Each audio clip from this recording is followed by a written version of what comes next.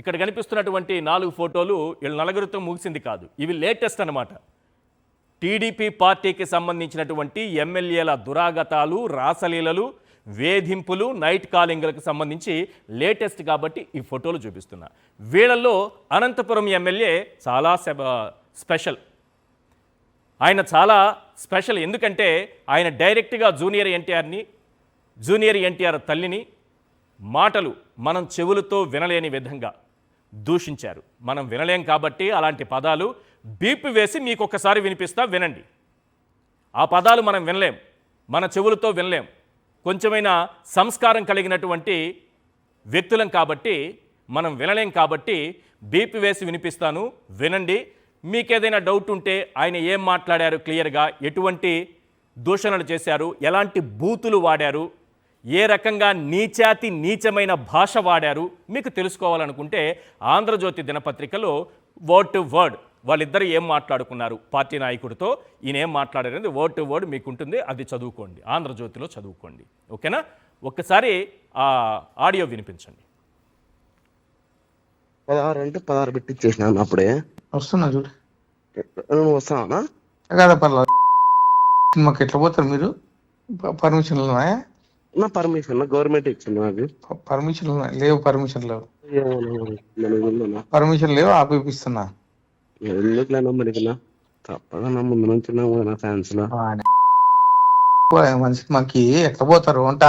నిన్న లోకేష్ సార్ ఇబ్బంది పెడితే లోకేష్ సార్ మాట్లాడితే ఎట్లా పోతారు సినిమాకి మీరు? ముందు నుంచి కూలికి పోండి. పోతాం సినిమాకి ఎట్లా పోతారప్పా?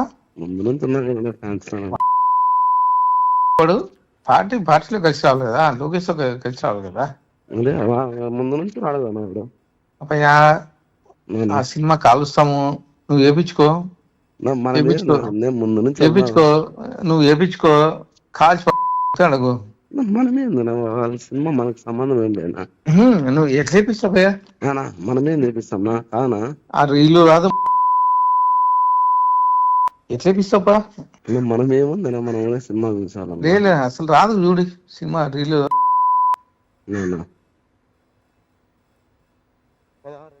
ఎన్టీఆర్ గురించి జూనియర్ ఎన్టీఆర్ గురించి మాట్లాడినటువంటి మాటలు, ఆయన తల్లిగారి గురించి మాట్లాడినటువంటి మాటలు, అసభ్యకరమైన మాటలు, ఆ బూతులు మనం వినలేం కాబట్టి అన్ని బీప్స్ వేసాం. దాదాపు 3-4 నిమిషాలకు పైగా ఉన్నటువంటి ఆడియో కాల్లో కేవలం మీకు 1 మినిట్ లోపే వినిపిస్తే ఇన్ని బూతులు బయటపడ్డాయి. మీ చెవులు ఆ బూతులు వినలేవు కాబట్టి బీపులు వేసి వినిపించేటటువంటి ప్రయత్నం చేశాను. ఇక మన ఎమ్మెల్యేలు ఏ స్థాయికి ఎదిగారంటే చాలా చంద్రబాబు నాయుడు గారు, లోకేష్ గారు చెప్పేటటువంటి నీతి సూక్తులు వింటే మహిళల జోలికి వస్తే తాట తీస్తామని అంటారు. మహిళల జోలికి రావడం కాదు, వాళ్ళ జీవితాలతో ఆడుకుంటున్నారు, వాళ్ళు సూసైడ్ అటెంప్ట్లు చేస్తున్నారు, చనిపోతున్నారు. అయినా ఎవరిపైనా ఎలాంటి చర్యలు ఉండవు. చెప్పేటందుకే నీతి సూక్తులు. తమ పార్టీ ఎమ్మెల్యేలు ఏం చేసినా కంటి ముందు సాక్ష్యాలు కనిపిస్తున్నా ఎలాంటి చర్యలు ఉండవు, ఎలాంటి కేసులు ఉండవు, ఎలాంటి అరెస్టులు ఉండవు.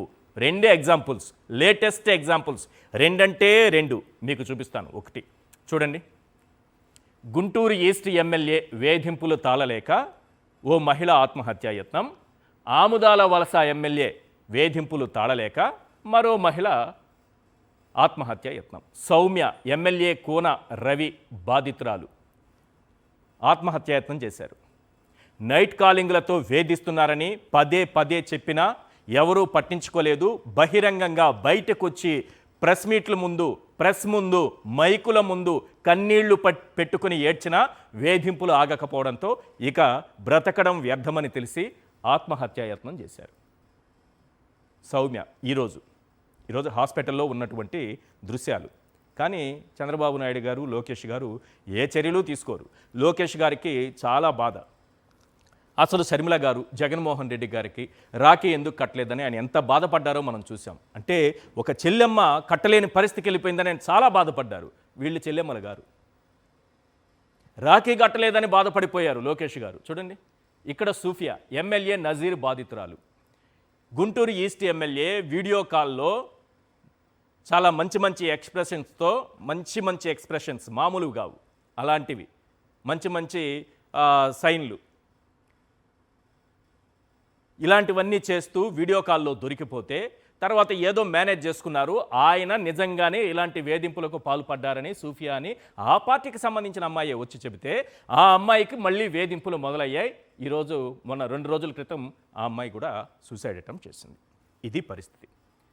కంటి ముందు కనిపిస్తున్న సాక్ష్యాలు. బాబు గ్యాంగ్, చంద్రబాబు నాయుడు గారి గ్యాంగ్ ఏ రకంగా బరి తెగించిందో చెప్పడానికి కంటి ముందు కనిపిస్తున్నటువంటి సాక్ష్యాలు ఇవి. మరి వీటిపైన చర్యలుంటాయా? జూనియర్ ఎన్టీఆర్ని, ఆయన తల్లిగారిని దూషించినటువంటి ఎమ్మెల్యే పైన చర్యలు ఏమైనా ఉంటాయా? అది ఎమ్మెల్యే గారి వ్యక్తిగతంగా చేసినటువంటి దూషణల? ఎందుకు జూనియర్ ఎన్టీఆర్ సినిమాలను అనంతపురంలో ఆడనివ్వను, థియేటర్లు కూడా ఇవ్వనివ్వను, థియేటర్లను అడ్డుకుంటాం, షో పడకూడదని ఆయన ఎందుకు మాట్లాడారు? దీని వెనుక ఎవరైనా ఉన్నారా? ఉంటే వాళ్ళు ఎవరు అనే అంశాలపైన మనం చర్చించబోతున్నాం.